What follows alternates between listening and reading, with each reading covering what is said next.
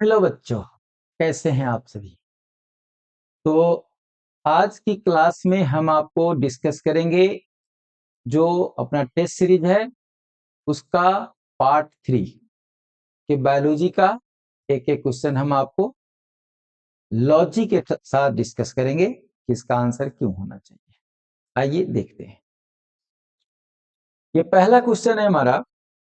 ये कह रहा है कि choose the incorrectly match. Incorrectly मतलब गलत जवाब इसमें से कौन है। स्वान साहब का कहना है कि स्वान के अकॉर्डिंग है कि presence of cell wall is unique character of plant cell. क्या यह स्वान का कंट्रीब्यूशन है, यस या नो। पहला चीज, Schleiden reported that cell had a thin outer layer that is plasma membrane. क्या यह स्लाइडेन का स्टेटमेंट है। रुडोल्फ विर्चो का statement explain that cell divide and new cell are form from pre existing cell. तो ये Rudolf का तो ठीक लग रहा है कि रुडोल्फ साहब ने कहा था कि सेलुला ओमनी सेल्ला ई सेल्युली, तो ये तो ठीक है। स्वान में फिर एक स्टेटमेंट है, propose the hypothesis that bodies of animals and plants are composed of cells and product of cells. तो यहां पर इस स्वान का दो स्टेटमेंट है। क्या ये दोनों स्टेटमेंट सही है। तो आप देखिए इसी लाइन में दोनों स्टेटमेंट ठीक लग रहा है कि ये propose the hypothesis that body of animals and plants.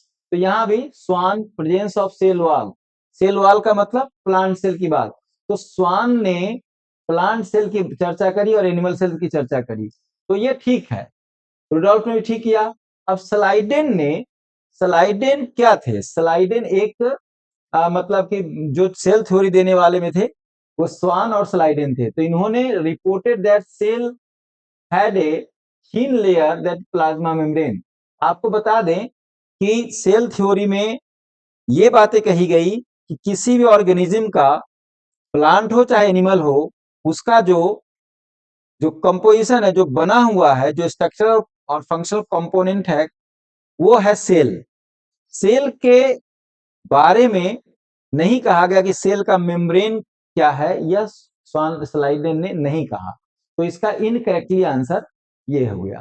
ठीक है, तो पहला का 101 का आंसर 2 नंबर होगा। क्लियर बात है। ठीक है, अब चलते हैं सेकेंड पे। कहता है three parts of bacterial flagellum are. Flagella का 3 पार्ट कौन कौन है। Filaments, hook and basal body. आपको पता हो कि जैसे ये यहाँ है, यहां से निकलता है, ये तो जहां से निकलता है उसको बोलते हैं बेसल बॉडी, और फिर एक हुक होता है और एक एक होता है हमारा फिलामेंट। तो राइट, इसका आंसर हो जाएगा हमारा एक।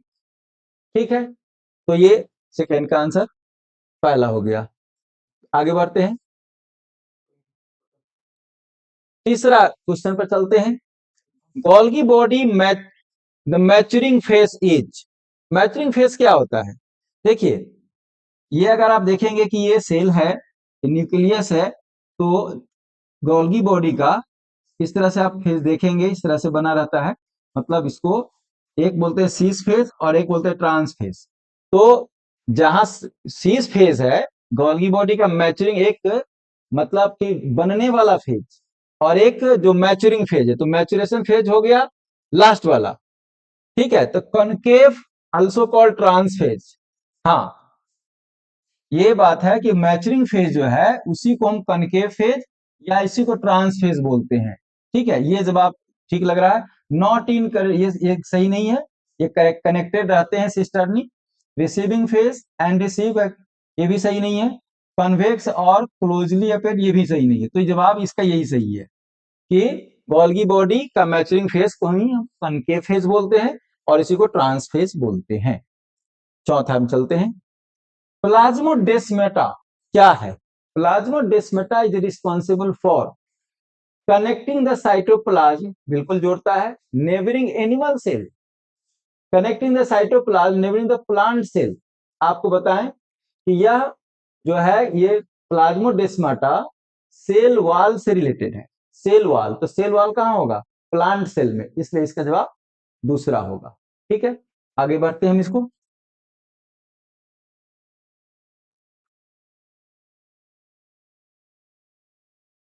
एक मिनट,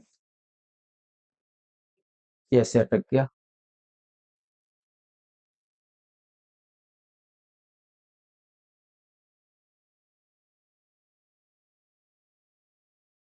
ये अटका हुआ है।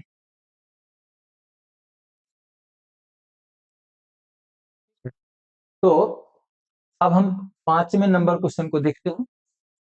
क्वेश्चन में एक मैचिंग टाइप से दिया हुआ है कि कॉलम ए में और कॉलम बी में select the correct option using code. Code दिया हुआ है कि क्या इसका सही मिलान है। देखिए, ऐसे क्वेश्चन को बनाने के लिए थोड़ा सा टेक्निक का प्रयोग करते हैं। क्या ये इसमें देखिए थाइलाक्वाइड्स है, आपको पता है थाइलाक्वाइड्स यहाँ पर होता है ये क्लोरोप्लास्ट में, राइट। तो थाइलाक्वाइड्स है, तो थाइलाक्वाइड्स का क्या मतलब हुआ, ये स्ट्रोमा के अंदर में है ना। तो ये सीधा ए का 4 होगा, पहले ये 4 हो गया। अब हम इसमें देखते हैं कि चारों में से कौन में 4 है दिया हुआ, ठीक है। तो ए का 4 हमें 1 नंबर पे भी है और 2 नंबर पे भी है। तो फिर हमको किसी और को देखना पड़ेगा जो और हो। कौन सा? सेंट्रियोल। सेंट्रियोल क्या है भाई साहब? और क्रोमैटिन क्रिस्टी को देखिए, क्रिस्टी है infolding of inner membrane of mitochondria. ये हमारा सही हो गया। और ये तो कैसे हो गया? डी का 1 हो गया। अब हम देखते हैं इसमें ए का 4, ए का 4 और डी का होना चाहिए 1। तो कहां हो गया भाई? डी का 1, यस, ये दूसरा नंबर होगा।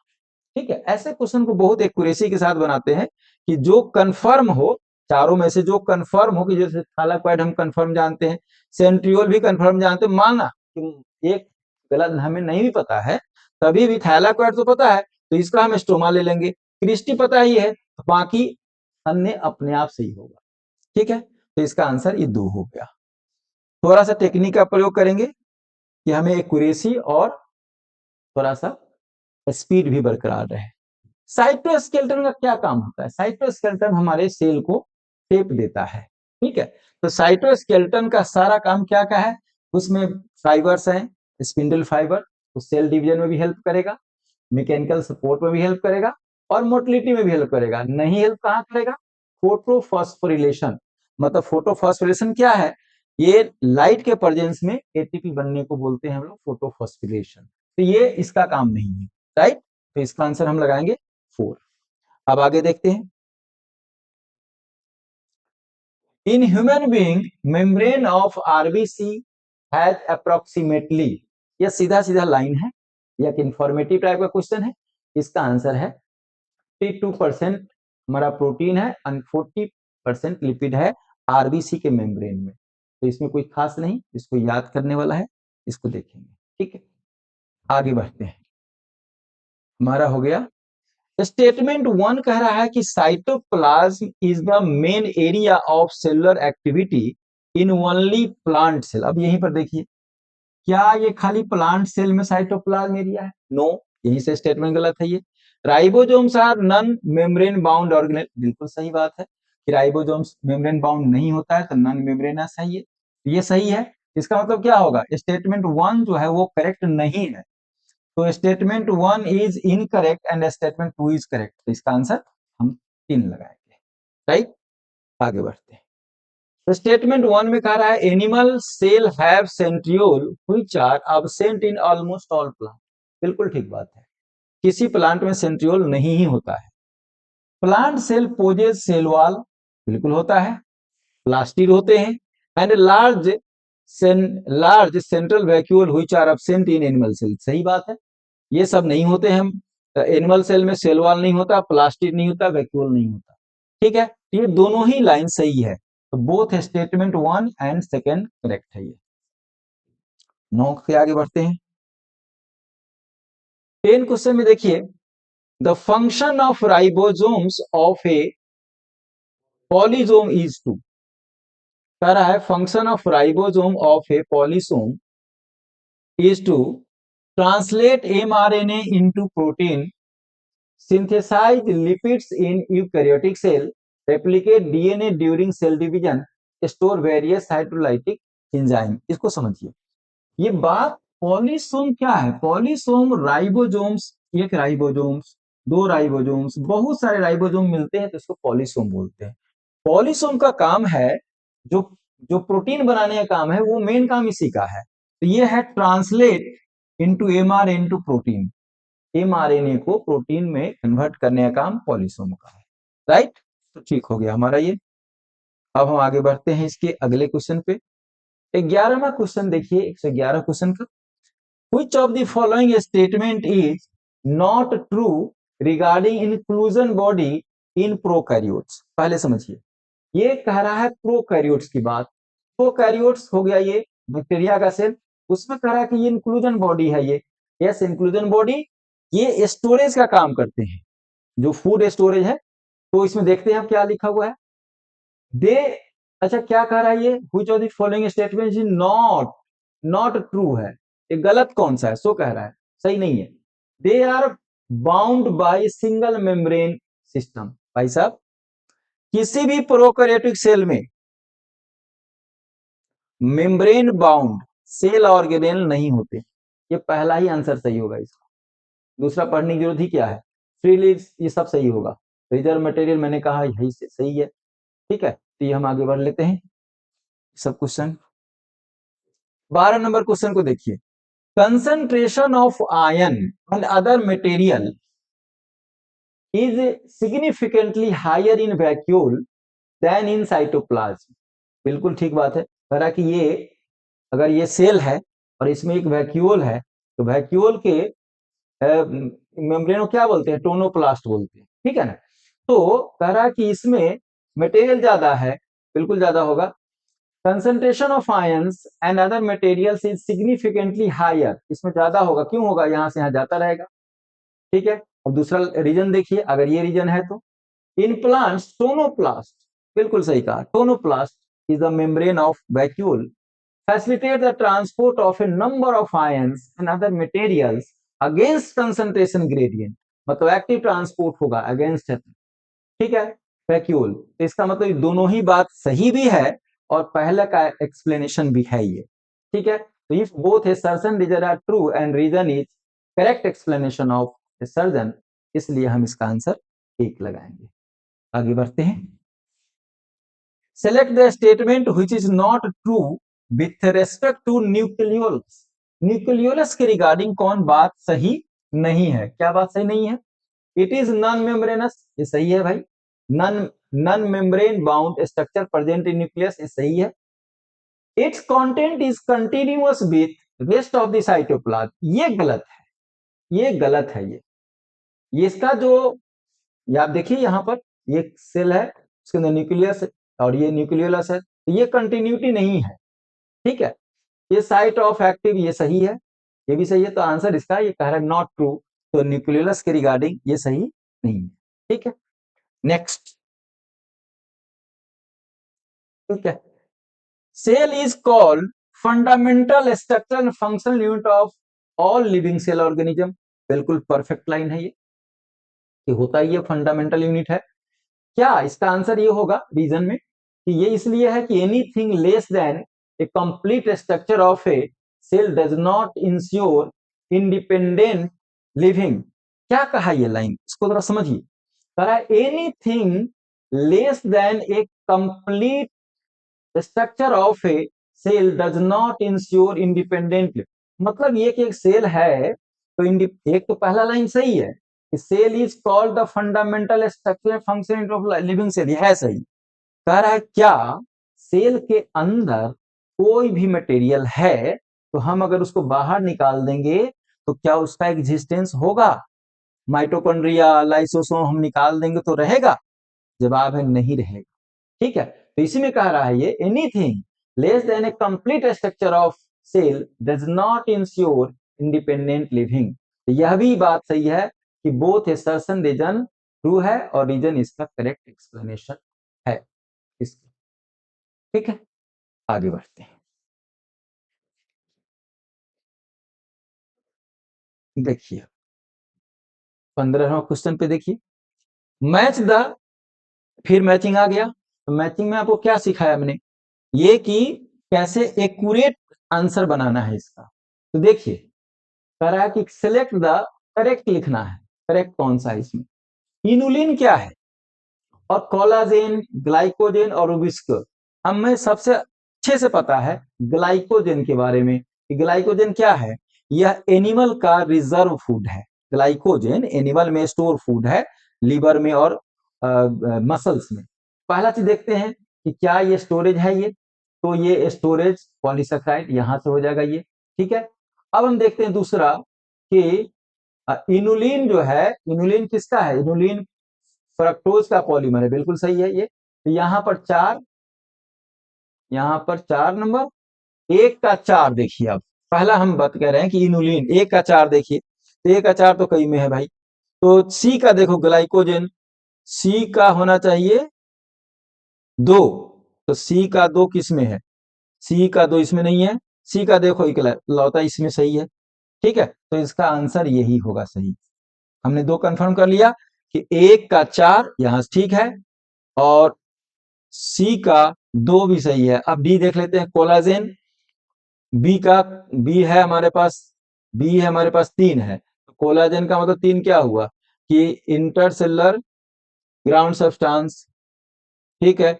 और सी में 2 नंबर पे, ठीक, रूबिस्को बाकी सही है। तो इसका आंसर ये ए हो गया। मतलब इसका टेक्निक यही है कि 4 में से अगर 2 भी कंफर्म है, बाकी में नहीं मैच कर, जैसे इसका मैच कर गया, 1 है 4, बी का ये सी का 2 कर गया, तो यही सही है, बाकी कहीं नहीं है उसमें ऐसा, ठीक है।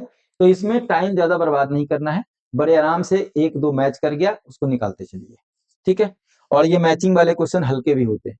आइए, all of the following give an idea of elemental composition of living tissue except, ये तो दिखने वाली चीज है, कार्बन, हाइड्रोजन, ऑक्सीजन, ये लिविंग का कंपोनेंट एलिमेंट है। अल्कोहल तो ऐसे भी कम एलिमेंट नहीं है, ठीक है ना। तो इसका आंसर आप क्या लिखेंगे, एक्सेप्ट है, इसका आंसर ये अल्कोहल।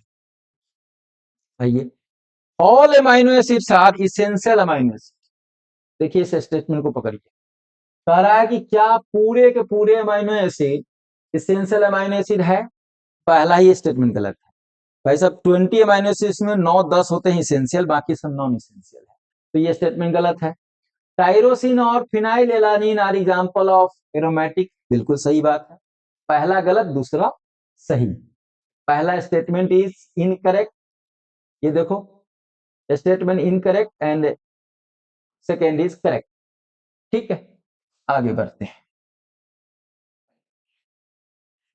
ये 18 नंबर पे आ जा। Study the given statement and select the correct answer. क्या कह रहा है, cellulose is homopolymer of glucose, बिल्कुल सही बात है। इनुलिन, अभी बात किया, inulin is homopolymer of glucose, नहीं फ्रक्टोज है ये, आपको पता है, तो ये गलत हो गया स्टेटमेंट, ठीक है। Starch gives blue colour, blue colour देता है, एंड ग्लाइकोजन रेड कलर देता है आयोडीन सोल्यूशन में, तो ये भी सही सही बात है। सेलुलोज गिव्स नो कलर, ये भी सही बात है। तो आपका कौन कौन सही हो गया, एक सही हो गया, एक 1, 3 एंड 4। अभी देख लेते हैं इसमें 1, 3, 4 किसमें है, ये दूसरा में है, 1, 3 एंड 4 करेक्ट है, ठीक है जी। आगे बढ़ते हैं, 19 नंबर पे आइए। Read the statement given below. कह the activity of carbonic anhydrase declines both below and above, optimum से, ऑप्टिमम पीएच से ऊपर या नीचे जाएगा तो कार्बोनिक एनहाइड्रेज की एक्टिविटी बंद हो जाएगी, रुक जाएगी, डिक्लाइन कर जाएगी।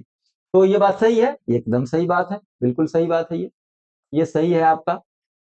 इन proteins only left handed helix are observe, नहीं भाई साहब, लेफ्ट भी होता है राइट भी होता है दोनों, तो ये आपका गलत हो गया, ठीक है। An active site of an enzyme is, कहते हैं पॉकेट छोटा सा होता है, तो जहां सबस्ट्रेट अटैच करता है, ये सही है, ये सही है आपका, ठीक है। Enzymes remain unchanged after the chemical reaction, बिल्कुल कैटलिस्ट की तरह काम करता है, हम इसको बायो कैटलिस्ट भी बोलते हैं, कि जिसका केमिकल रिएक्शन में कहीं यूज नहीं होगा, वो एज इट इज बाहर निकल जाएगा, तो ये सही है आपका, ठीक है। तो क्या हुआ, 1, 2 और 3 सही हो गया। अब ये कौन कौन सही हुआ, ए सी और डी, ए सी डी, ए है। हाँ, ए और सी और डी, देखिए कौन सा है, ए सी डी कहाँ है, ए सी एंड डी करेक्ट है ये 4 नंबर पर। ठीक है, तो 19 वाला हो गया। आगे बढ़ते हैं, 20 नंबर पे आते हैं। सारा in adult human haemoglobin 4 polypeptide interact with each other, और पॉलीपेप्टाइड है और ये इंटरेक्ट करेगा एक दूसरे से। ठीक है, ये बनाता है क्वाटरनरी स्ट्रक्चर। ठीक है, देखिए आप इसमें, तो each other attain optimal activity of forming which are the quaternary, सीधा सीधी है, इसमें कोई बात नहीं है ज्यादा, क्वाटरनरी स्ट्रक्चर है। 21 नंबर को देखिए, 21 नंबर पे क्या है, which of the following is correctly related to lecithin. अब ये लेसीथिन है, यहां पर थोड़ा सा समझना पड़ेगा आपको। लेसीथिन का स्ट्रक्चर ड्रॉ करेंगे तब समझ में आ सकता है आपको। It is a phosphorylated glycoside found in cell membrane. ये बिल्कुल सही बात है, ये एकदम सही है। ठीक है, its structure contain 3 fatty acid. अब आप यहां देखिए, इसके स्ट्रक्चर जब तक आप नहीं देखेंगे, ये आप कैसे अंदाजा लगाएंगे कि इसके स्ट्रक्चर में 3 फैटी एसिड है कि 2 फैटी एसिड है, तो इसलिए स्ट्रक्चर देखना पड़ेगा इसका। तो 2 फैटी एसिड होता है, 2 नाइट्रोजन, 2 नाइट्रोजन नहीं होता है, 1 नाइट्रोजन होता है। अब स्ट्रक्चर देखेंगे तो पता चलेगा। It's a esterified fatty acid found in nucleotides, ये भी सही नहीं है। ठीक है, तो सही नंबर तो यही है। अब स्ट्रक्चर बनाने की बात है, तो आप स्ट्रक्चर बना सकते हो मेरे साथ। ठीक है, यहाँ पर आप एक एक यहाँ पर फैटी एसिड ले लो, सीधा सीधा हम लिख देते हैं फैटी एसिड, यहाँ पर ऐसे रहता है, तो एक यहाँ और एक यहाँ, 2 फैटी एसिड तो यहाँ पर रहेगा। ठीक है, स्ट्रक्चर बना सकते हैं, तो स्ट्रक्चर बनाइए। चलिए, मान लीजिए है कि यह है ये, और सी डबल बॉन्ड ओ और R2 एक ये है।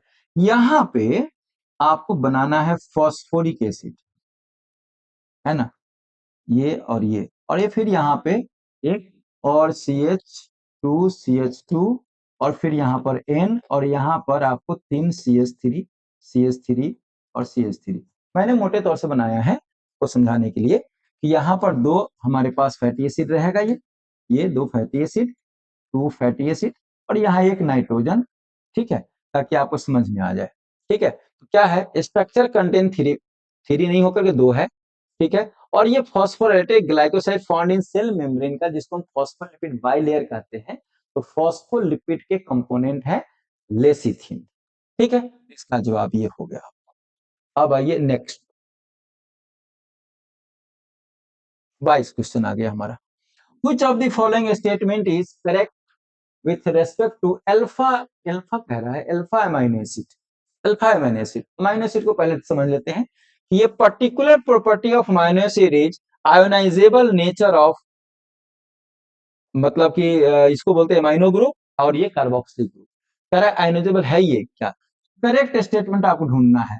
ठीक है, बिल्कुल सही है, पहला ही स्टेटमेंट सही है ये, कि पर्टिकुलर प्रॉपर्टी ऑफ, कैसे होता है ये ऐसे होता है, देखिए यहाँ H डालिए, यहाँ कोई सा भी R डालिए, और यहाँ है आपका, ये है आपका NH2, राइट, आयोनाइजेबल है। जब ये आयोनाइज हो जाएगा तो यह H प्लस यहाँ से ये प्लस हो जाएगा, यहाँ से हटेगा ये, और ये आयोनाइज होकर के यहाँ पर अटैच हो जाएगा ये। ठीक है, ठीक है, यहाँ से ये ऐसे, तो ये इसको बोलते हैं आयोनाइजेबल प्रॉपर्टी। तो particular property of ionizable nature, तो सही है ये। टायरोसिन, फिनाइल एलानिन और lysine are aromatic amino acid, इसमें से 2 तो है एरोमेटिक, लाइसिन नहीं है aromatic. They all are substitute ethane, बिल्कुल भी नहीं, इथेन का सब्स्टिट्यूट है ही नहीं है। Amino acids which occur in protein are only 10 types, 20 type के होते हैं, इसमें 10 लिखा, तो ये भी गलत है, ये सही बात वही है। ठीक है, नेक्स्ट। अब देखिए राइबोजाइम्स क्या है, राइबोजाइम्स एक एंजाइम है जिसमें कि आरएनए होता है। ठीक है, तो यहां पर सीधा सीधी बात है, एंजाइम्स है ये।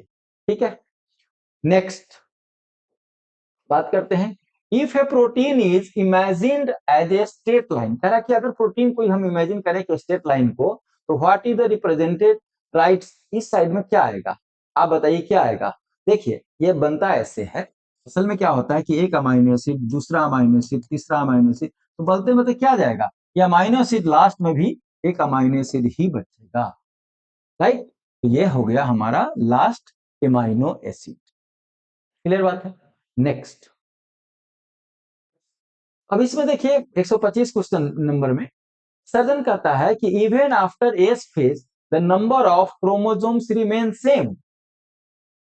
बिल्कुल भाई साहब, ऐसा है कि आप इसको देखेंगे कि एस जो फेज है उसमें रेप्लिकेशन होता है, डीएनए डबल होता है, क्रोमोसोम सेम रहते हैं। ठीक है, कह रहा है even after S phase number of chromosome remain same. बिल्कुल सही जवाब है ये सही है, इसमें कोई दिक्कत नहीं। रीजन कह रहा है कि एस और synthesis phase marks the period during which the amount of DNA double होता है। सही है, ये भी सही है, ये भी सही है, लेकिन इसके सही से इसका कोई ताल्लुक नहीं है। ठीक है, तो if both assertion and reason are true and reason is correct, no correct explanation नहीं है। बोथ assertion रीजन ट्रू है और इसका कोई मतलब नहीं है, is not the correct explanation. तो हम इसको देखेंगे 2 नंबर पे। राइट हो गया। अब आइए हम बात करते हैं, नेक्स्ट क्वेश्चन हमारा है 26 क्वेश्चन। क्या कह रहा है, diplotene stage of meiosis involves crossing over between homologous chromosome can last for months और years in the oocyte of some vertebrate, involves synapses of hemoglobin मतलब homologous chromosomes, represents transition to metaphase 1। इसका जवाब आपको थोड़ा ध्यान से समझना पड़ेगा। देखिए मियोसिस में मियोसिस 1 है, प्रोफेज 1, फिर मेटाफेज 1, फिर इस तरह से जाएगा। तो प्रोफेज 1 में जो 5 फेज है, लिप्टोटिन, पैकेटिन, डिप्लोटिन, तो डिप्लोटिन में क्या होता है, इसमें क्रॉसिंग ओवर की बात नहीं है। यहां पर ये जो लाइन लिखा है कैन लास्ट फॉर मंथ और ईयर, उस साइट के अंदर में, यस यही है वो केस। समझिए, जहां पे उस साइट में ये रुका हुआ रहता है और ये बहुत दिन तक रुका रहता है, सालों साल ये रुका रहता है। तो इसलिए हम कहते हैं कि डिप्लोटिन में स्टेज रुका है, फिर वो फीमेल जब बर्थ करती है, फिर मैच्योरिटी होती है, तब जाकर के यहाँ पर ये चालू होता है। तो काफी साल तक ये रुका रहता है। Next, chiasmata is formed in diakinesis. पहला ही स्टेज गलत है, ये डाइकानेसिस स्टेज में तो होता ही नहीं प्लाज्माटा। ठीक है ना। डिप्लोटिन में cells at the end of prophase when viewed under the microscope showed Golgi complex, ER and nucleolus and nuclear envelope। सुनिए यहां पे कह रहा है कि प्रोफेज के अंत में, पहला तो ये गलत हो गया, लाइन स्टेटमेंट ये गलत हो गया। दूसरा कह रहा है कि सेल प्रोफेज के अंत में क्या होता है, प्रोफेज के अंत में न्यूक्लियर इन्वेलप गायब हो जाते हैं, न कि आते हैं। ये आप दिख नहीं सकते, दिखता नहीं है। तो हम क्या कह सकते हैं, यहां पर बोथ स्टेटमेंट इनकरेक्ट है। प्लाज्मा भी गलत है, प्लाज्माटा नहीं बनता। तो बोथ स्टेटमेंट इनकरेक्ट वाला कहां गया, both statement first and second is incorrect, ये होगा इसका आंसर। ठीक, नेक्स्ट नेक्स्ट है कि identify the correct statement and select the correct option. Cytokinesis marks the end of cell division. बिल्कुल सही बात। साइटोकाइनेसिस जहां हुआ मतलब साइटोप्लाज्म का डिवीजन हुआ, वहां सेल डिवाइड हो जाता है, उसको कहते हैं खत्म हुआ, सेल डिवीजन। तो cytokinesis marks the end of cell division, ये सही है। Cell exit the G1 phase to enter into G0 phase, ये भी सही है, ये भी सही है। Mitochondria and plastids get double in G2 phase and distributed between daughter cell during cytokinesis। ठीक है, इसमें क्या पूछ रहा है कि identify the correct statement and select correct option. Okay जी, ठीक है, तो ये सही हो गया, ये भी सही हो गया। Mitochondria and plastid get double in G2 phase and distributed between daughter cell during cytokinesis। Anaphase 1 involved separation of identical sisters। भाई साहब इसमें आपको कौन कौन से सही होगा, एक तो होगा साइटोकाइनेसिस तो सही है, ये सही होगा। सेल एग्जिट G0, यहाँ भी सही है।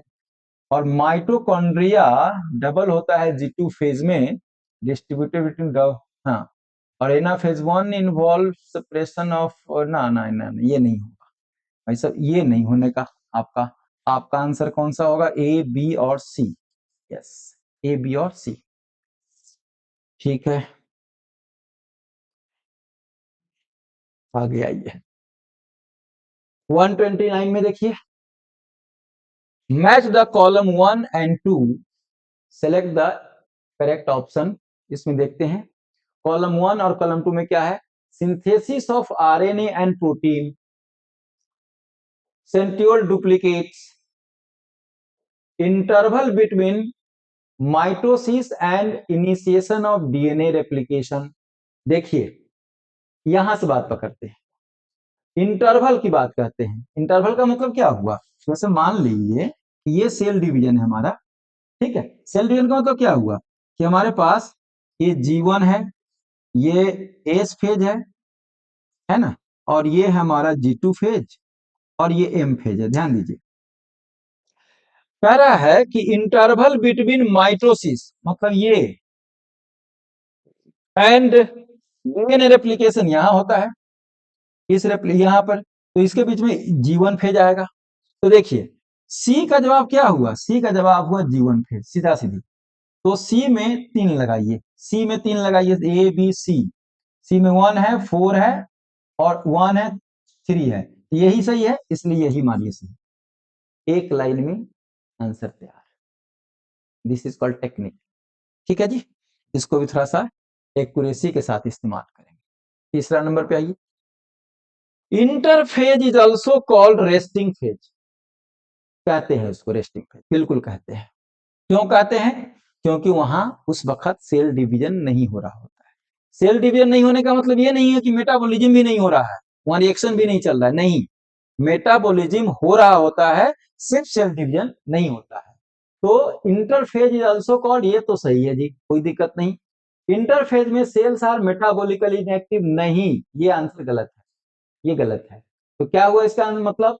ये असर्शन सही है, रीजन गलत है ना। If assertion is true but reason is false, तो तीसरा आंसर इसका होगा। ठीक हो गया। आइए आप 31 पे। 131 का आंसर क्या कह रहा है?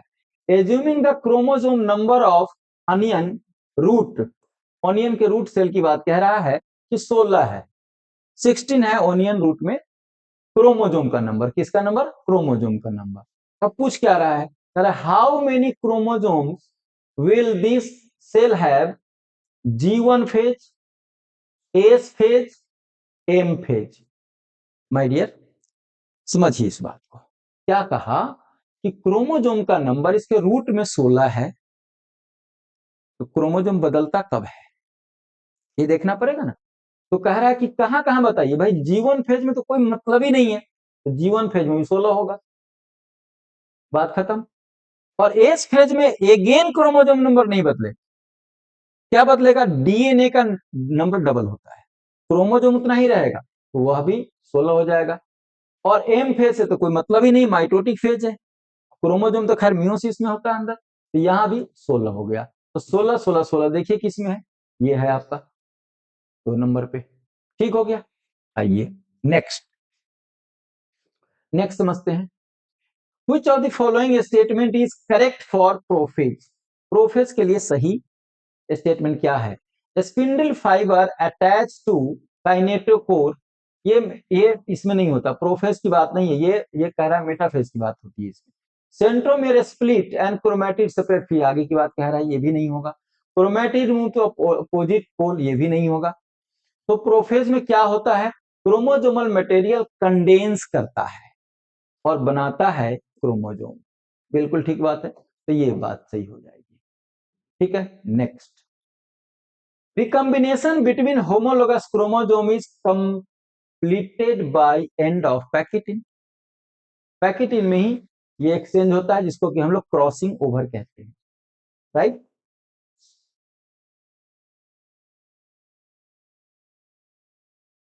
ठीक हो गया। अब ये 34 में क्या क्वेश्चन है? सो देखिए थोड़ा सा इसको मैं कर दिया, हाँ भाई ऐसे रहो, ठीक है, ये ज्यादा फैल गया ये, हाँ okay.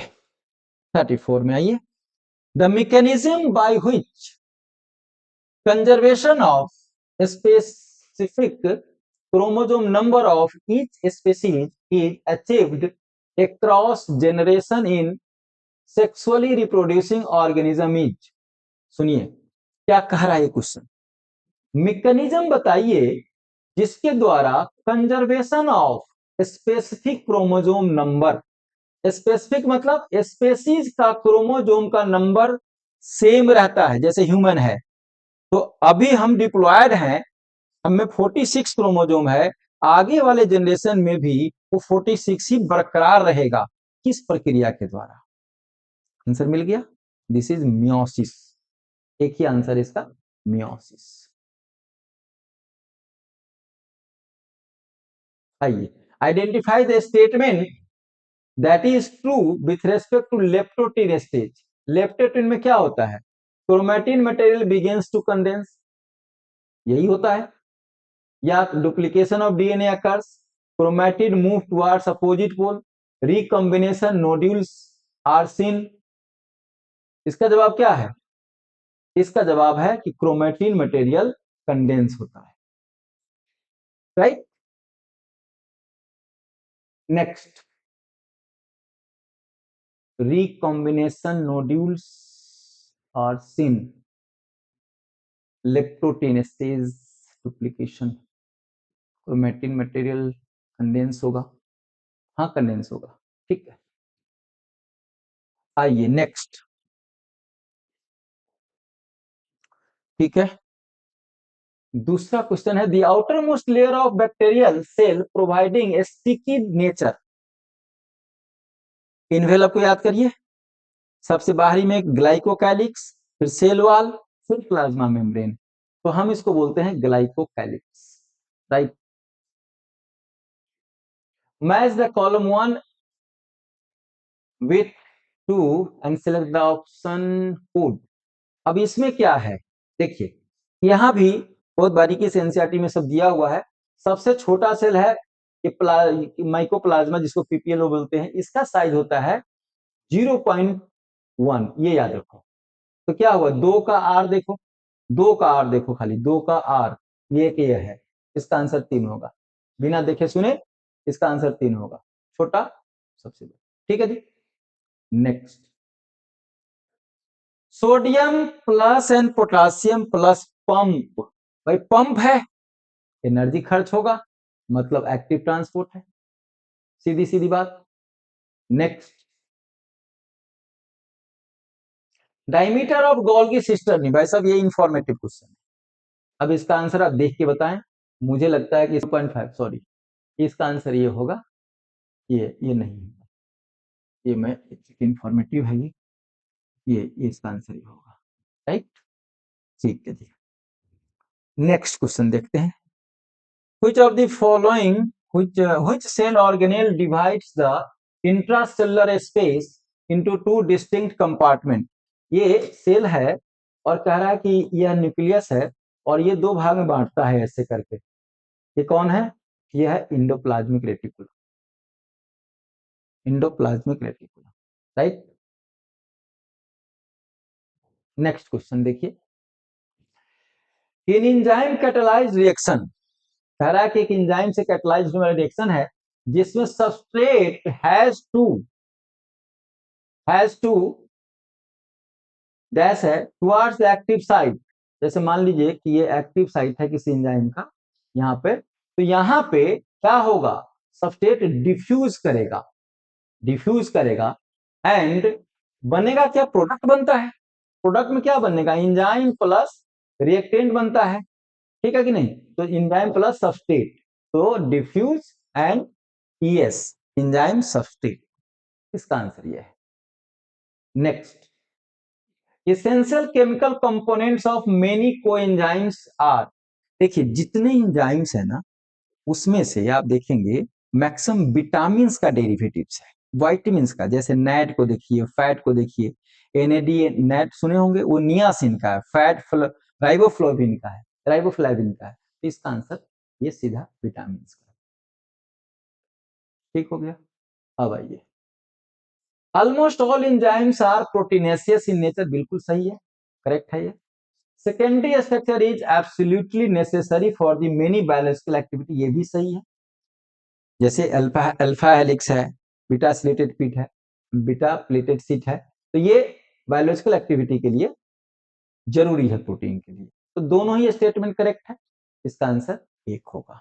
Both statement 1 and statement 2 are correct.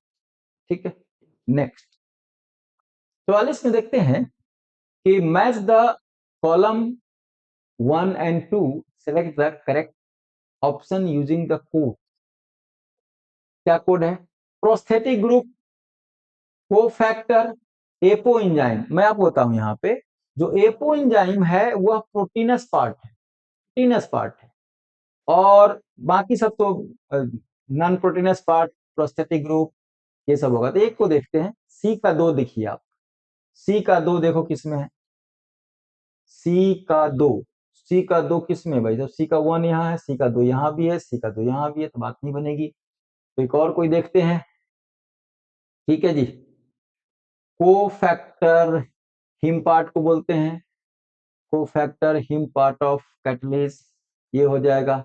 तो बी का 4 देखते हैं, बी का 4 देखते हैं, ये हो गया। बी का 4 में कोई तो टेंशन नहीं है।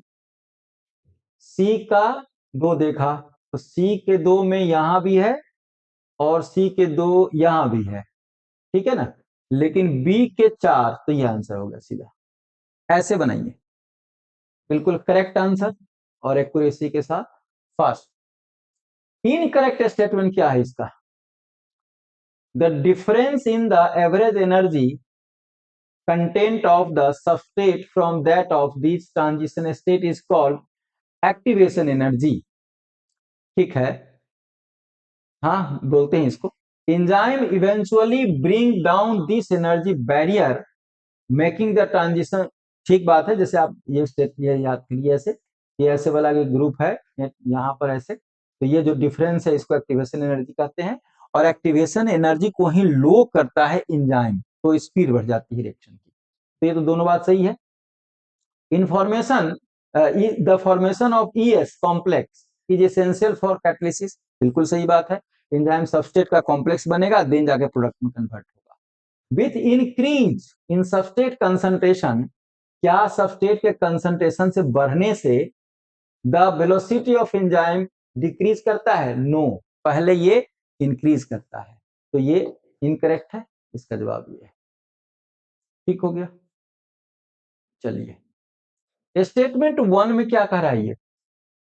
इन some organism karyokinesis is not followed by cytokinesis. सही है, कई कई जगह पर कैरियोकाइनेसिस नहीं होता, मैंने फॉलोड बाय साइटोकाइनेसिस, तो रिजल्ट क्या होगा? मल्टी न्यूक्लियस हो जाएगा, बहुत सारा न्यूक्लियस बन जाएगा इसमें। उसको बोलते हैं सिनसाइटिक कंडीशन या सिनोसिटिक स्टेट बोलते हैं। Condition arises leading to the formation of syncytium. सही है, बिल्कुल ठीक बात है ये। सेल ग्रोथ डिस्टर्ब करता है ratio between nucleus and cytoplasm, यह भी सही है। तो बोथ स्टेटमेंट 1 एंड करेक्ट सही है, कोई दिक्कत नहीं। नेक्स्ट आइए, dissolution of synaptonemal complex occurs in. अब ये फिर एक ऐसा क्वेश्चन आया कि ये इंफॉर्मेटिव टाइप ऑफ क्वेश्चन है, ये डिप्लोटीन स्टेज में होता है, ये डिप्लोटीन स्टेज में है, राइट राइट। 148 में है, इंटरफेज डज नॉट इंक्लूड, ये क्वेश्चन ही नहीं, कोई खास नहीं है, ये किसको पता नहीं है भाई। इंटरफेज में क्या क्या होता है? G1 S G2, M phase उसमें इंक्लूड ही नहीं है, तो ये तीनों हमारा, ये जो तीनों है इंटरफेज है, ये हो गया M phase, right. In meiosis separation of sister chromatids from each other occurs during, कब होता है ये? अब यहाँ पे सेपरेशन ऑफ सिस्टर क्रोमैटिड्स दे रहा है, यहां से कंफ्यूज नहीं होना कि एनाफेज 1 हो जाएगा, नहीं, ये एनाफेज 2 की बात कह रहा है, ठीक है, वहां पर जाकर सेपरेशन होता है।